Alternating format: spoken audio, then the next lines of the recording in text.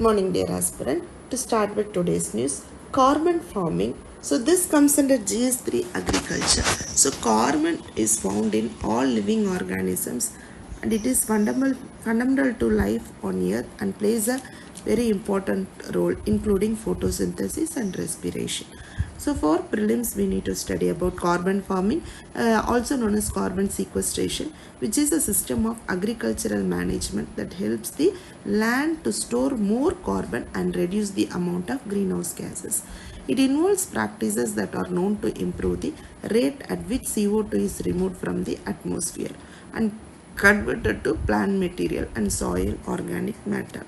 So carbon farming is successful when carbon gains resulting from enhanced land management. Methods of carbon farming: forest management. Healthy forest absorbs and holds CO2 emission produced from other sources. Carbon offsets can be created by avoiding deforestation, permanent lands conservation, reforestation, replanting activities, improved forest management.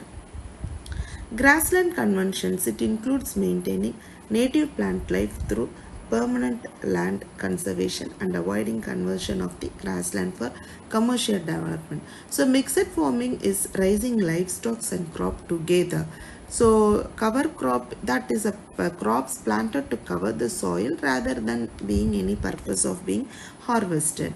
So tillage is normally used to loosen and aerate the soil and to remove initial weeds.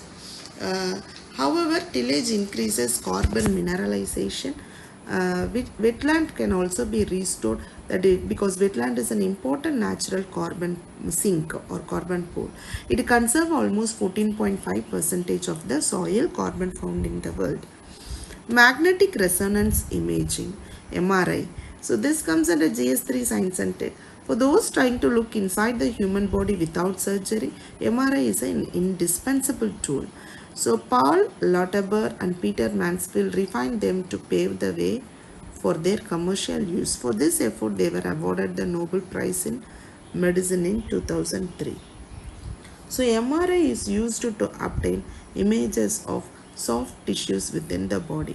Soft tissue is any tissue that has not become harder through calcification. It is a non-invasive diagnostic procedure used to image the brain, cardiovascular system, the spinal cord and joints. So its use is particularly important in the observation and treatment of certain cancers. And this scans of changes in blood flow to infer the way of activity of neurons. So this technique have a strong magnetic field that is very important. Enforcement Directorate. So this comes under GS2 governance. So Supreme Court sought a report from the Enforcement of Directorate, even as the state of Tamil Nadu maintained the district collectors. It supplied with the records about illegal sand mining sought from them by the anti-money laundering body. So ED is a domestic law enforcement agency and economic intelligence agency. Origin of the ED goes back to May, when an enforcement unit was formed for handling May 1956 for handling exchange and control law violations under the Foreign Exchange Act. So then the unit was renamed as Enforcement Directorate. The objective is, the primary objective is the enforcement of three key acts, that is Foreign Exchange Management Act, Prevention of Money Laundering, or Fugitive Economic Offenders Act. Thank you. Have a great day.